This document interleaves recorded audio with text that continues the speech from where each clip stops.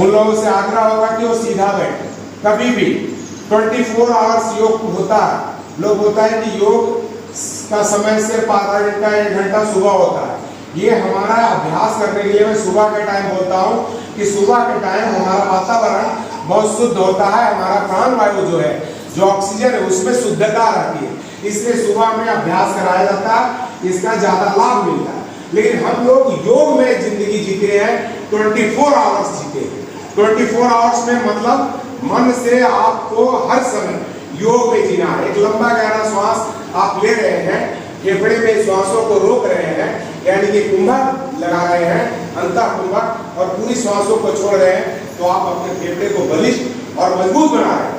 अपने फेफड़े का आकार बड़ा कर रहे हैं, क्योंकि आप जो प्राण वायु ले रहे हैं, मतलब कि 12 रुपये जो है हमारा जो फेफड़ा, जिसमें 7 करोड़ 30 लाख छोटे छोटे प्रकोष्ठ है, जैसे रुआ का बाल होता है, उन सभी में प्राण वायु भरता है। और प्राण वायु को भरने के बाद बांध लीजिए और कुछ देर रोक देने का काम वही करता है, उसको बोलता है कुंभक लगा। तो कुंभक लगा के रोक दिए और पूरी श्वासों को छोड़ दिए। तो जितना घरों में आपने, जितने सुराखों में आपका प्राण वायु गया, वहां से जो आपका डस्ट बैठा हुआ था, जो कार्बन बैठा हुआ, वो सारे कार्बन को श्वासों के साथ हम रिचेक कर देते हैं, श्वासों को बाहर निकाल देते हैं, तो हमारा फेफड़ा शुद्ध हो जाता है और मजबूत और बलिष्ठ हो जाता है। जब हम लोग सीधा होकर के बैठते हैं ना, तो हमारे यहाँ से मूलाधार चक्र से स्वादिष्ठान चक्र तक 8 चक्र है, और सारे 8 चक्रों का ध्यान अगर हो, आपको जानकारी हो कि हमारे कौन से कमल का फूल है, समझिए यहाँ से लेकर के यहाँ तक मूलाधार चक्र तक, तो सबसे पहला जो हमारे मल द्वार के 2 अंगुल ऊपर, जिसको बोलते हैं मूलाधार चक्र, तो वो हमारा 4 पंखुड़ियों वाला क्या है, कमल है। सबसे पहला प्रकाश आपका वही उत्पन्न होता है। वहां पूरा अंधकार है, उस जगह में जड़ जमाए हुए, तो वो प्रकाश 4 पंखुड़ियों वाला मूलाधार चक्र, कौन सा 4 पंखुड़ियों वाला कमल का फूल है, वो जब प्रकाशित होता है तो उसका प्रकाश हमारा स्वादिष्ठान चक्र पे पड़ जाता है। उससे 2 अंगुल ऊपर में होता है स्वादिष्ठान चक्र। तो स्वादिष्ठान चक्र 6 पंखुड़ियों वाला, कितने पंखुड़ी वाला, 6 पंखुड़ी वाला फूल है, उसको भी प्रकाशित करता है, वो भी प्रकाश में हो जाता है। जब उसका प्रकाश उधार गति के तरफ ऊपर बढ़ता है, तो हमारा ये मणिपुर चक्र नाभि के पास ये 10 पंखुड़ियों वाला कमल है, उसको भी वो प्रकाशित कर देता है, आपके तमाम ऑर्गेन्स को ये बढ़िया कर देता है मणिपुर चक्र को। तो इसका प्रकाश फिर ऊपर बढ़ता है, कहाँ जाता है, अनाहत चक्र के पास। पेट के बाद क्या आ गया, छाती के पास, जिसको बोलते हैं हम लोग अनाहत चक्र। तो ये कितना 12 पंखुड़ियों वाला कमल का फूल है, तो इसको प्रकाशित करता है। ये 10 पंखुड़ी वाला प्रकाशित हो गया मणिपुर चक्र, अब इसको प्रकाशित कर दिया 12 चक्रों वाला। इसके बाद जब ये प्रकाशित हो जाता है तो इसको बोलते हैं विशुद्धि चक्र। तो गले में हमारा 16 पंखुड़ियों वाला एक कमल का फूल है, जिसको प्रकाशित कर देता है। और इसको जब प्रकाश करता है और जो ऊपर जाता है, जब दोनों भ्रुकुटी के बीच में आज्ञा चक्र के पास, तो यहाँ 2 पंखुड़ी वाला कमल का फूल है, इसको प्रकाशित करता है। और लास्ट में सहस्त्रार चक्र होता है, जिसमें 1000 पंखुड़ी लगती है। कितना 1000 पंखुड़ी, तो जिसकी कुंडली जागरण हो जाती है, वो प्रकाशमय हो जाता है, यानी कि आत्मा का परमात्मा के साथ जुड़ जाते हैं। योग को भी इसीलिए बोला जाता है, बोलते हैं जोड़ना। तो हम अपने आत्मा को उस परमात्मा के साथ जोड़ने का जो काम करते हैं, इन्हीं 8 चक्रों के साथ करते हैं। तो इन 8 चक्रों को जागृत करना आपके बस की चीज है। जब आके आप बंद करते हैं, तो इन सारी बिंदुओं को आप ध्यान देंगे कि हम ऐसा कर रहे हैं, ये प्राणायाम कर रहे हैं, तो मूलाधार चक्र में एक प्रकाश जगा, और इस सारी पंखुड़ियों जितने बताया मैंने, इस सबको प्रकाश में कर दिया, और मेरा शरीर अंदर से भी प्रकाश में हो गया, और हमारे इर्द गिर्द चारों तरफ प्रकाश से ही प्रकाश हो गया। और उस प्रकाश के वातावरण में आप बिल्कुल खो जाएंगे, आपका मन एकाग्र होने लगेगा, क्योंकि मन भागेगा।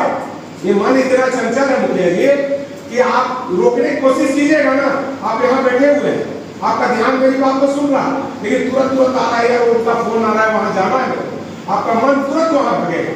और फिर हम आपको कुछ बोलेंगे तो तुरंत मन को खींच करके आप लेकर के आइएगा। यानी कि प्रत्याहार, जो मधुमक्खी की रानी जैसे भागती है, उसके पीछे सारे मधुमक्खी भागते हैं, तो हमारा मन भी वैसा ही भागता है। तो सारे शरीर भी वैसे भागता है ना, उसके पीछे मन भी भागता। तो मन को केंद्रित करना ही सबसे बड़ा योग है, मन को एकाग्र करना ही सबसे बड़ा योग है। और अष्टांग योग हम लोग करते हैं। ऋषि महर्षि जो थे वो अष्टांग योग की व्याख्या किए हैं। तो 8 अंग कौन कौन से हैं ये मुखिया जी सुन के जाइए। सबसे पहला यम, दूसरा नियम, आसन, तब प्राणायाम, प्रत्याहार, धारणा, ध्यान और फिर समाधि। ये 8 अंग है और ये 8 अंग पे आपको थोड़ा थोड़ा कम से कम आपको ध्यान देना। थोड़ा थोड़ा ध्यान देने का क्या मतलब है कि हम यम के अंदर 5 शाखाएं हैं। तो 5 शाखाएं में क्या किया है? हिंसा। सबसे पहला हिंसा, किसी का हिंसा मन से हो, तन से हो, धन से हो। मतलब आप दूसरे के द्वारा भी किसी को मरवा रहे हैं तो हिंसा के श्रेणी में आ गया।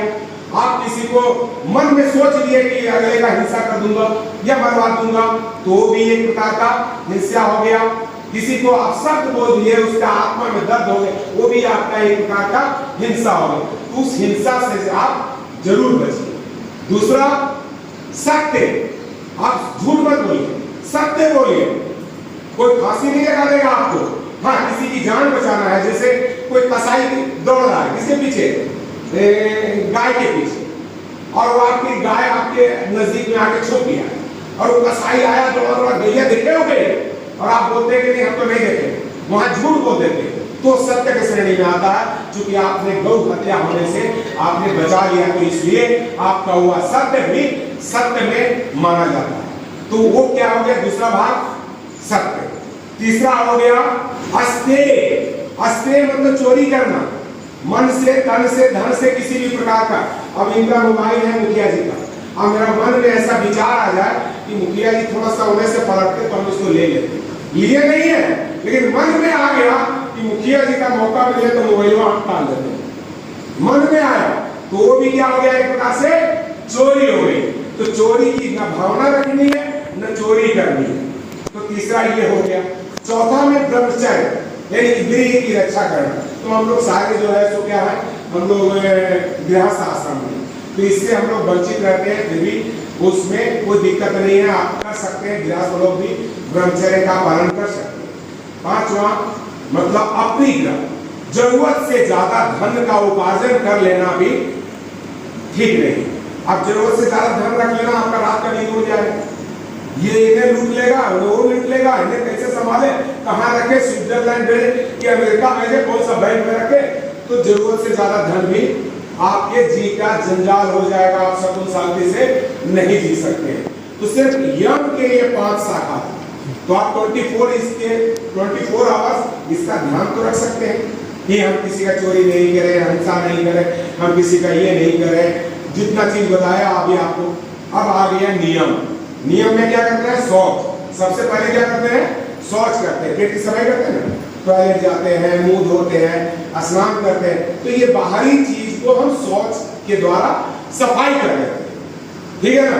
अब अंदर से, बाहर से तो कर लिए, लेकिन जो मन की सफाई, जो इससे आ रहा है, मुखिया जी बहुत बड़ा, बड़ी पैसा कमाते, हम तो बहुत गरीब हैं, मुखिया जी इतना बड़ा कैसे हो, फलाना इतना, देवंती जी कितना टका हो गए।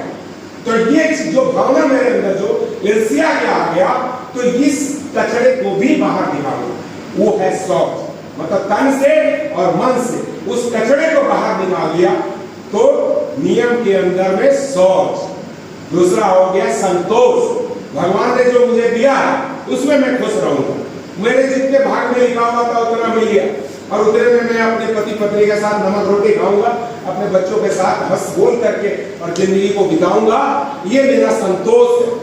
तू संतोषी बनी, ये नहीं कि अरे हाय हाय हाय बगल वाला कैसे बढ़ता हो गया, हम तो मर जा रहे हैं। कभी नहीं हाय हाय करते रह जाइए, कभी खुशी नहीं होगा। तीसरा तप।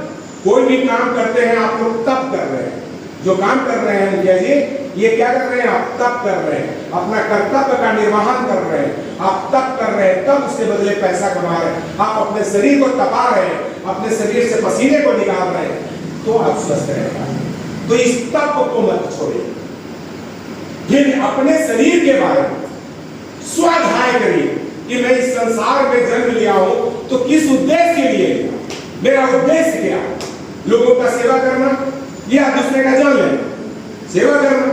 तो आप अपने शरीर को पढ़िए कि मेरा शरीर कैसा है, मेरे हार्ट, लिवर, किडनी, इसको पढ़िए, इसका अध्ययन करिए कि मेरे शरीर के अंदर में भगवान ने इतनी चीजें दिया है मेरे शरीर के अंदर में, तो उसका अध्ययन कीजिए। इस पन्ने को निकाल करके आंखें बंद करके अपने बारे में सोचिए, स्वाध्याय करिए, इसको बोलते हैं स्वाध्याय।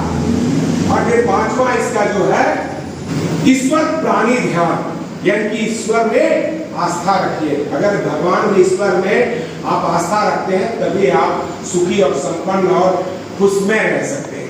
जो जिस जाति के हैं, धर्म के हैं, उस धर्म के प्रति आस्था रखें। ईश्वर प्राणी ध्यान उसी को बोलते हैं। ईश्वर में आप आस्था रखें तब उस आत्मा से परमात्मा का आपका मिलन होगा। तो 8 अंग में 2 अंग बताए आपको, कितना अंग बताया? 2 अंग अभी तक बताया। तीसरा अंग आसन, आसन करते हैं शरीर को तोड़ना, मोड़ना, जोड़ना, कहने का मतलब घुमा देना, अपने शरीर को बलिष्ठ बनाना, अपने शरीर को मजबूत बनाना। जब शरीर मजबूत नहीं रहेगा तो आप कोई भाग दौड़ कर पाएंगे नहीं, कर पाएंगे। तो अपने शरीर को आसन से बॉल चलेगा तो कैसा प्रकाश देगा, ऐसा हमने धारणा बनाया, ध्यान नहीं किया। जब धारणा जब आप करने लगेंगे कि बॉल का प्रकाश ऐसा प्रकाशित होगा या सूर्य का प्रकाश ऐसा प्रकाशित होगा, इसके बाद वो क्या होगा, आपका वही ध्यान में तब्दील हो जाएगा। आपने धारणा बनाया भगवान ऐसे होंगे और भगवान को उसी छवि को देखते देखते देखते उस धारणा में आप बह जाएंगे। और जब धारणा में जब बह जाएंगे तो आपको लास्ट में बोलते हैं धारणा, ध्यान और फिर समाधि, ईश्वर को प्राप्त कर लेते हैं। इस आत्मा को उस परमात्मा के साथ मिला देने का काम ये हमारा समाधि का होता है। तो ये 8 अंगों पे थोड़ा थोड़ा आप लोग 24 आवर्स अमल कीजिए। अभी गांव में, आपके गांव में जाता हूं मैं, सब जगह माधवपुर तक जाता हूं, इधर आपका पटेवा सब जाता हूं, बहुत जगह हमारा पता नहीं होना, हमारा पता नहीं होना, हमारा योग काम करना। हम जितना चीज आप लोग को बताए, क्या ये पतला करने वाली चीजें बताए आप लोग?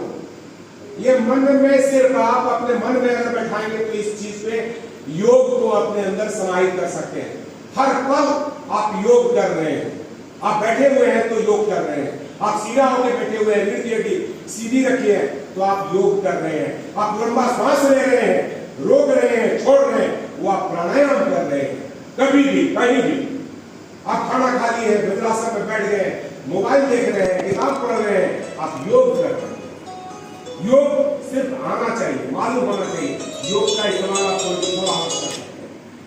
तो हमारी बातों को आप लोग अगर दिल से लेंगे तो आप लोग के लिए, लाइफ के लिए अच्छा होगा। आप लोग अपने दिनचर्या में योग को जरूर शामिल कीजिए मेरे कहने से सभी लोग को। और मुखिया जी तो हमारे साथ फील्ड में एक बार चलो, हम आपको दिखाएंगे कि कहाँ कहाँ लोग कैसे कैसे लोग जागरूक हैं। जहाँ तक मेरा हो सका है बंदोबस्त मैं किया हूँ, हर गाँव में जाके 2-3 क्लास, अभी पड़ेगमा में 3 जगह का क्लास में लगा लेता हूँ, तो जाकर के लोगों को इकट्ठा कर लेता हूँ। स्कूल और आंगनबाड़ी हो जाता है तो 5 जगह मेरा क्लास पड़ेगमा में चला लेता हूँ। माधवपुर थोड़ा दूर पड़ता है, बहुत कम जा पाता हूँ। जरहिया में 2-4 जगह में लगा लेता हूँ। आपका वो यादव धर्मशाला बोलते हैं यहाँ पे, वहाँ पे जब जाते हैं तो 10 लोग मेरे को मिलते हैं तो वहाँ रुकते हैं, लोगों को इसी तरह बताते हैं, कुछ समझाते हैं, कुछ लोग कराते हैं, स्कूल और आंगनबाड़ी को कराई लेते हैं। तो ऐसे ऐसे आपके गांव में भी हो ही जाता है। सिविल में नहीं हो पाता, सिविल में एक वार्ड सदस्य को बोला हूँ कि आप तैयार करिए, फोन करिए कब हम आए, तो उनको बोले हुए, उन लोग का नंबर भी लिए हुए, तो फोन करिएगा, तो नहीं हो पाता। बस माधव में तो कई जगह, बस माधव का सब जगह। तो आप लोगों को कैसा लगा? आपको लंगा देवती जी के गाँव में? तो एक बार जरा सा जोर से हम लोग ताली बजाएंगे, जो दूसरे लोग भागते हैं लोग जोर से ताली बजाने सबसे बड़ा योग, जितना ताली बजाने हाथ मारते हैं उतना ज्यादा लोग सारे लोग ताली बजाते। कोरोना के समय में मोदी जी ताली बजाते, यही कारण ये ताली बजाने से शरीर स्वस्थ रहता है। ताली बजाने जब भी हमारे मंदिर मस्जिद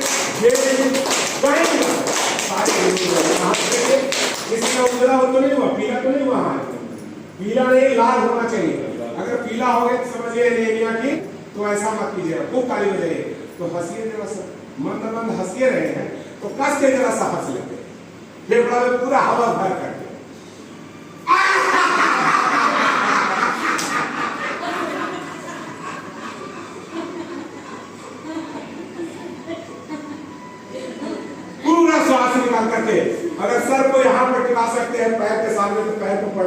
लीजिए, आप अपने पैर को प्रणाम कर लीजिए हंसने के क्रम में। देखिए एक बार करके देख लीजिए।